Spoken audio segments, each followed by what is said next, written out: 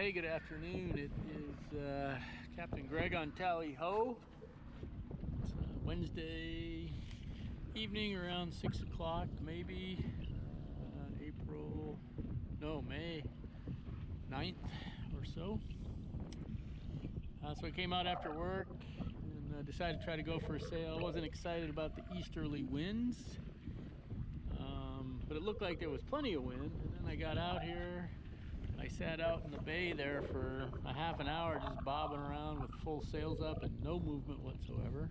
Made a sandwich, a little dinner, and then decided to motor a little bit and either find the wind or decide there wasn't any and go home. And I'm happy to say that we found a little bit of wind. We're not flying, but Tally Ho is very, very comfortable sailing a little bit off the wind. True wind's about 7 knots is all. But the good news is I've got my wind instruments on and I'm able to see the wind and read the wind speed instead of relying just on my face and how it feels. Autopilot is steering us to a wind angle at the moment, just keeping us on a nice track. We're going to get past the steel mill here in a little bit. We'll see what the winds are like outside of this little bay. You can see the smoke rising off the smokestack over there. It looks like it's, got plenty of breeze, but like I said, really only blowing about 7 knots. So on Saturday I climbed up the mast with my ascenders solo, and got my wind instruments up so I can at least kind of get a feel for what's happening. And yeah, it feels good to have everything put back in its place on the boat for the season. So looking forward to a sail with a little bit more wind, but tonight's very relaxing, and rather than sit around at home, I thought I'd get out and put a few miles under the keel anyway. If not a lot, at least I'm on the water. We'll have more in a little bit. One of the things I really like about Tally Ho and how I have it set up is, when the conditions are mild like they are tonight, I can put the autopilot on and just let the boat take care of itself for the most part. I can run around, do some chores, get something to eat and drink, and have very, very good confidence that the boat will continue to sail in a straight line. I do have to come up and check for other vessels once in a while, but it's really nice to have a boat that'll steer itself and keep me from being tied to the helm all the time. I was out on Saturday morning and it was pretty light winds again, and I was actually sitting up on the cabin top re-rigging my reef line. It was very calm. Autopilot was doing its thing, and I was actually coming up to the end of the steel mill here, and we had even less wind than we have right now. I was barely moving at 3 knots maybe, and my GPS chart plotter went off for an AIS target, and there's a harbor, or I guess a harbor on the other side of the steel mill where the big ore boats and stuff come, and the AIS doesn't know that there's land between me and that boat, and so it quite often goes off incorrectly or in error. And so I ignored it for quite a while, and I finally came back to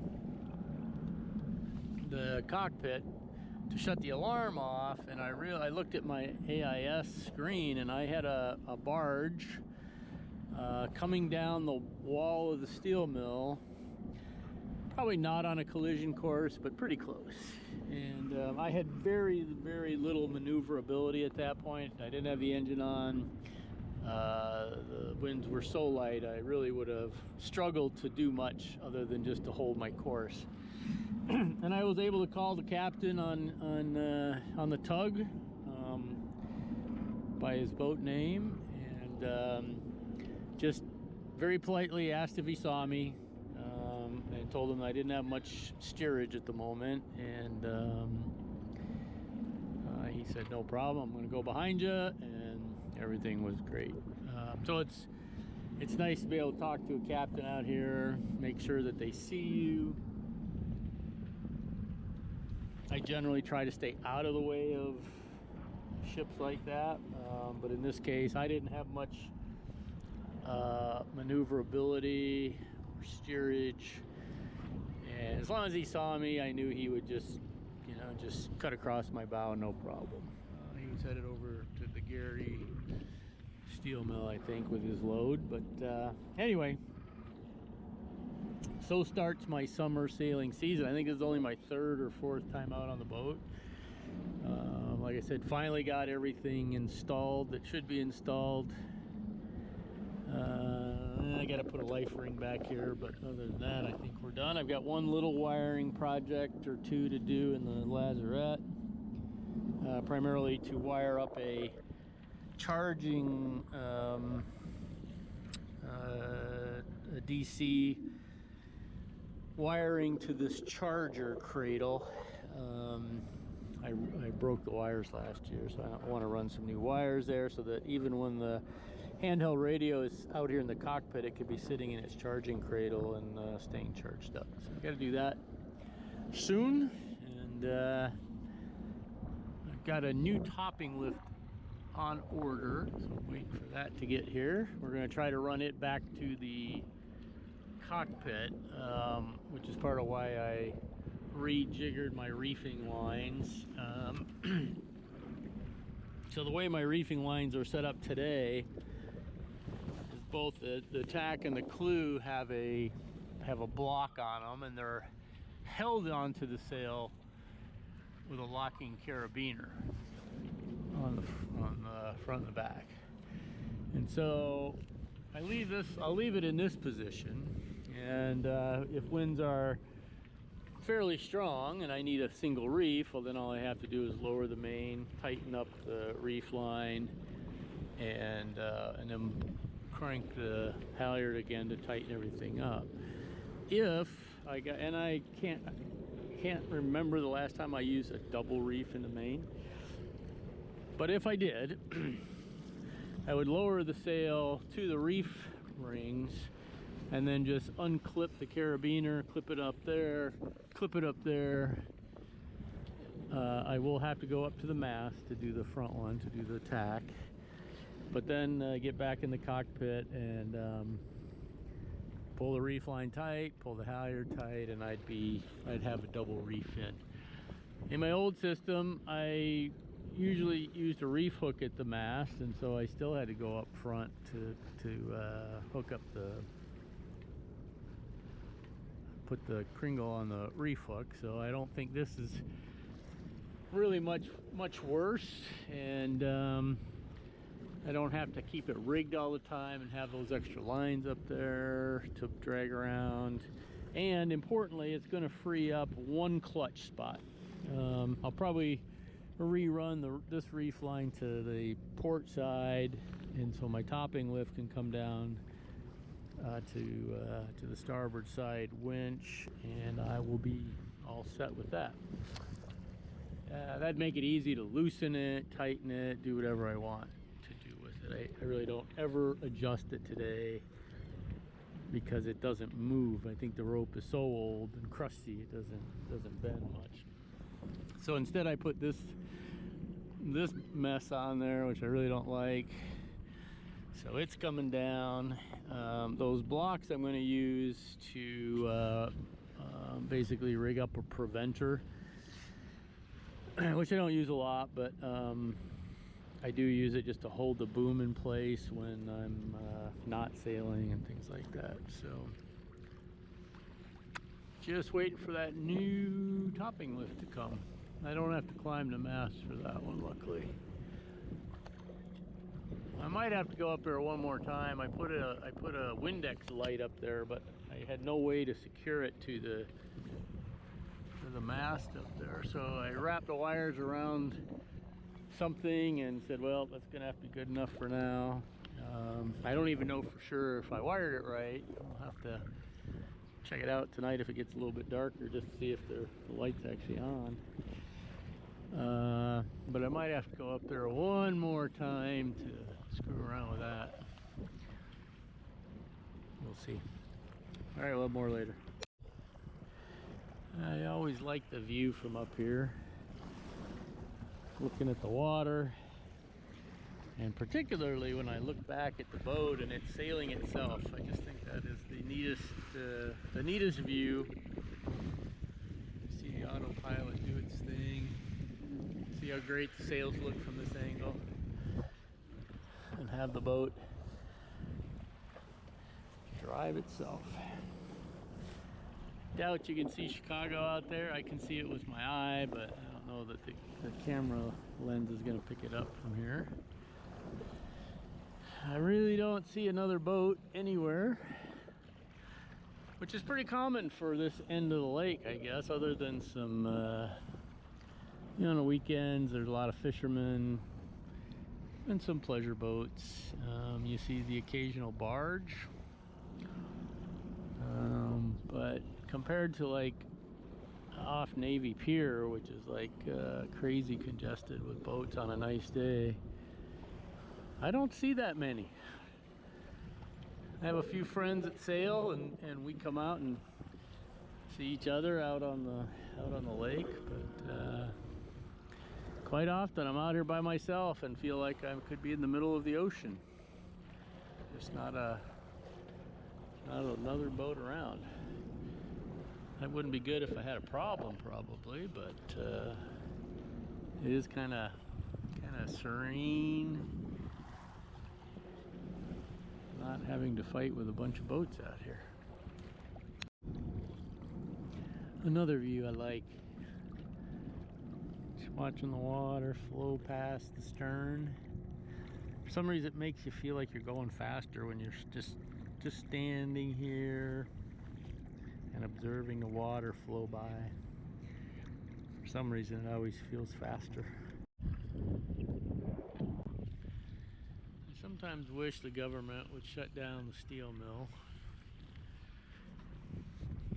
I know that it employs a lot of people and produces steel that we need in the United States. I assume it's being sold in the United States for automobiles and washing machines and whatever else they make with it. But boy, the pollution, or what looks like pollution, maybe they scrub it and God knows what, but in the summertime my boat is constantly covered in a brownish mica-like material, very shiny brown flaky dust, which I'm pretty convinced comes from the steel mill.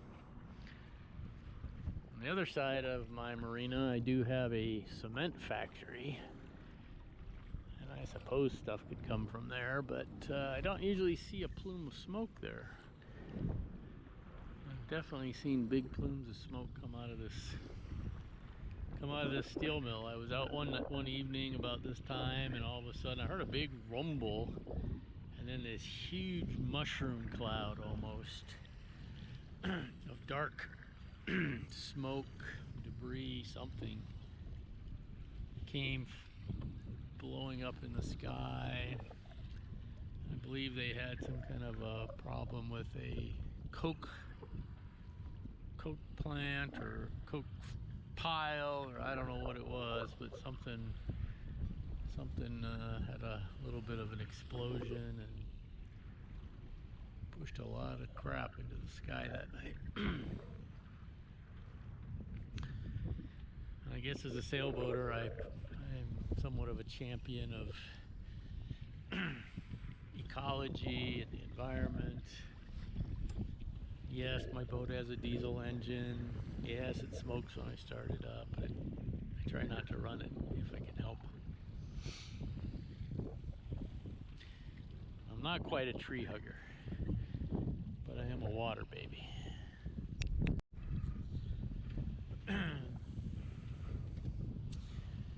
So we've sailed about 4 miles so far.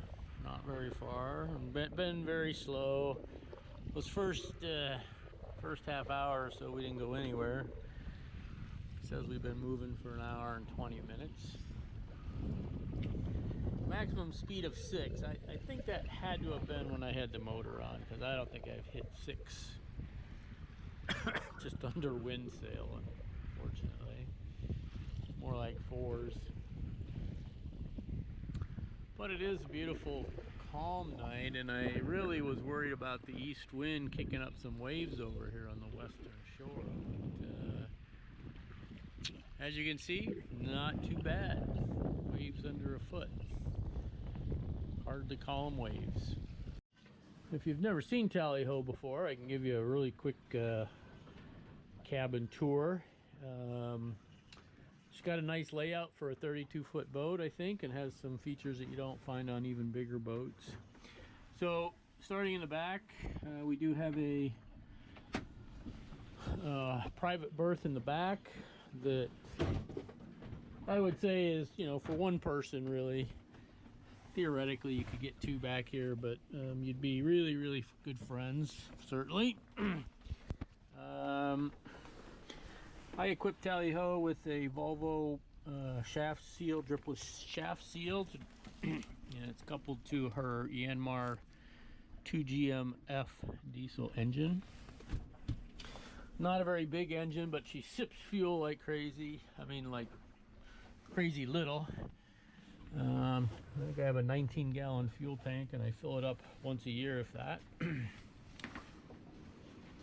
The other side of the rear part of the berth is her head, toilet, sink, a little bit of cabinet space, and you know, if you were desperate, you can take a shower in here.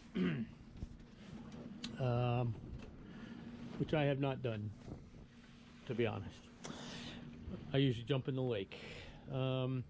She's got a nav station, electrical panel, and nav station. She's a little junked up right now. I was working on some projects here recently, and left a bunch of stuff laying around. Her nav station also includes the communication center with a B&G VHF radio. It's tied in with my chart plotter, so it's got my GPS coordinates, and I can do an SOS distress. I've got Sirius radio, an old receiver that pulls in satellite, so I can always have satellite on the boat, and then just a car stereo. I can either Bluetooth my phone into it, or use the satellite, or play a CD or whatever. I'm just going to come out here and take a quick look around for boats. The wind has picked up a little bit, so let's see what we're doing now. I can tell down below there, it seemed like we were picking up some speed. Yeah,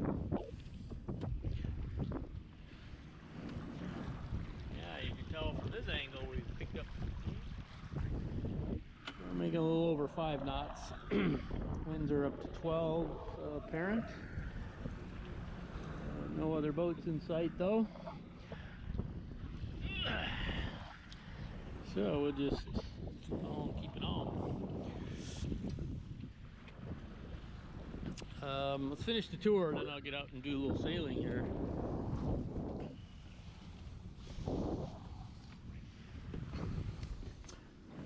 Opposite the nav station is the galley, and it's a pretty well-equipped little galley for again for a 32-foot boat. So I've got double sinks, more garbage, hot and cold running water. I've got a top-loading refrigerator with a freezer compartment, which isn't too full right now, but got some necessities in there. This little piece of Reflexite does a marvelous job of helping to keep in the cold in there. It's amazing what that little bit of Reflexite can do. And then we've got a 2-burner stove with an oven. So I cook pizza, I can make Scrambled eggs and bacon, just about anything I can do at home I can do here on the boat. Moving forward a little bit, it's the main salon, table, good seating area over here, extra settee on this side. There's 30-gallon water tank under this settee, batteries under this little corner here, and then that is open space right now. I took a 30-gallon water tank out of there. Still trying to figure out what to use that space for. When I'm at the marina, I've got TV and cable TV. Up front in the bow is the V-berth. It's really trashy right now. I got all kinds of stuff laying around here, but you know, she makes an okay berth for one, maybe a couple kids if you really wanted to, but it is private. And the one kind of interesting feature on the O'Day is this sliding open bulkhead that I can either open or close depending on how much privacy we need, or open it if you want airflow, that kind of thing. So that's our 32-foot O'Day 322. This boat was built in 1988. I'm about the fourth owner, I think, that I can trace back, and I like the boat a lot. Sail's very nice. I feel very, very comfortable on this boat. I had a Hunter 280, which was quite a bit newer, but it was also lighter. Didn't have quite the character that this old girl has, and this one makes me feel very comfortable. There's not too many conditions I wouldn't take her out in, and I really enjoy the boat. So I think that's the end of the tour. Thank you. Well, after what was a pretty decent little sail there for a while, making 6.2, 6.5, really calm seas, autopilot just taking care of business. Winds, well, I decided to turn around at 7 miles, and it was going to put me in the marina at around 8. I'm not sure what time sunset is tonight, but around then, I think. But then the wind died. So we're now motor sailing, making our way back to getting back at around 8 o'clock, and so we're just motoring up. I'm going to show you how much I like the Stack Pack, or Mac Pack I should call it. When it's time to drop the sail here in a little bit, I'm going to show you. I'll put my video cam on my head, and I'm going to drop that sail, have it in the bag, zipped up and ready to park the boat long before we even get back to the marina and into our slip. It's Mac Pack, and those Lazy Jacks are really, really nice for that. When you're by yourself, or even if you had people, you know, dropping that mainsail and letting it spill all over the cockpit is a mess. So I really, really enjoy the Mac Pack. We installed it ourselves, Tom and I, the first summer season we had the boat, I think, and I've really, really, really enjoyed it. I'm going to show you how it works here in a little bit. So my throttle tensioner seemed a little bit loose. I could have a hard time keeping it right at 3,000 or 3,200 RPMs. So it's not that big of a deal to fix, really. 3 screws hold the compass in the binnacle, and then that nut down there, probably can't see it, but that nut tightens down on the throttle. So now it's maybe a little too stiff, but I'll leave it like that for today. Put everything back together before I get back to the marina. Okay, I'm going to show you use my MacPack. I'm going to slow down a little bit. I'm going to have to spin around.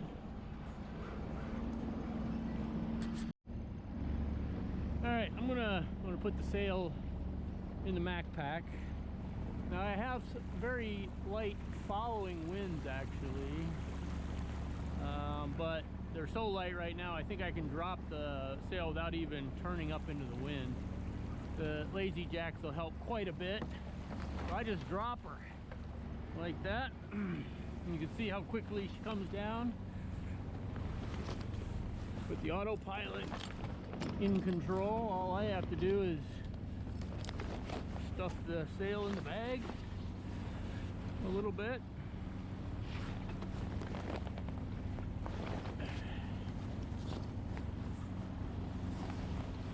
And we'll have her all put away before we even get back to the slip. I do like the Strong Track Tides Marine Strong Track.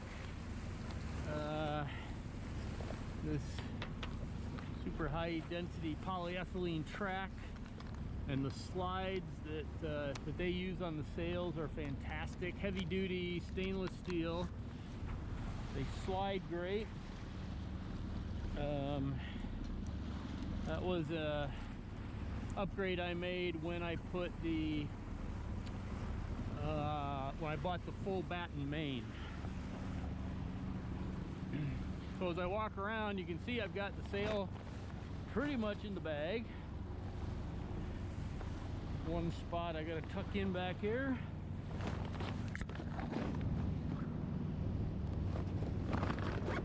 I can pull up the zipper.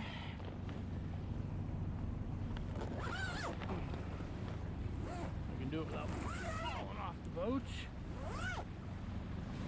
Oops, I got a little problem there I should fix. We had this loose the other day when I was climbing the mast, and I didn't notice that it was pulled out of these two things. But that's no big deal. Put them in the next time I'm out. And that's it. The sail is put away. Halyard is secured. And then I do one more thing while I'm motoring in. I push the boom off to one side.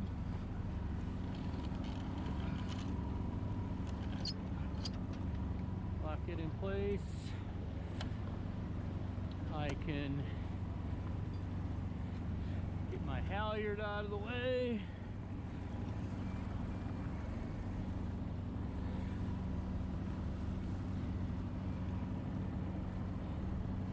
My traveler lines stowed and out of the way.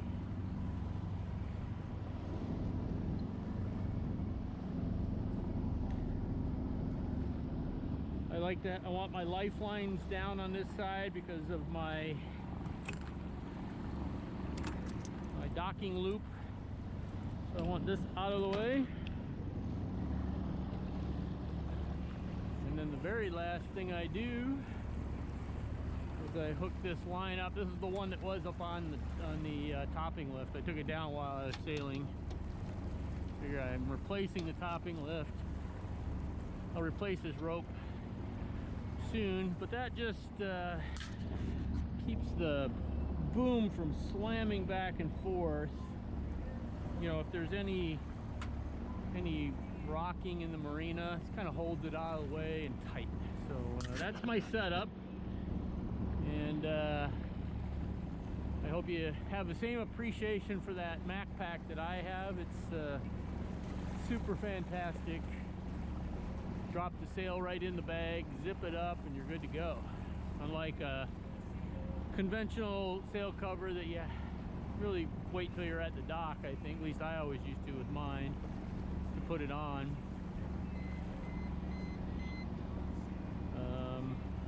So yeah, that's the MacPack in action. Really a fantastic setup. I don't know if you can see it up there, but if you look at the top of the mast, you'll see a little bluish light. It's an LED, and that is the Windex light. It's probably not pointing exactly like I want it, but it is up there. So, and it's on. That's the important thing. I was up there and wired it up. I was hoping that it wasn't a certain polarity, because I didn't know which one was red and which one was black. So I took a chance that it didn't matter, hooked it up, and yeah, good. All right, I'm gonna come in and dock. So I thought I'd show you how I do my docking. It's really calm tonight, so it probably won't make much difference, but I've got a docking loop at the dock, and all I have to do is grab it and put it on that winch on the cabin top and slowly ease the boat forward in forward gear, and that will snug me right up against the finger pier, even in a crosswind, a north wind. Works really, really, really great.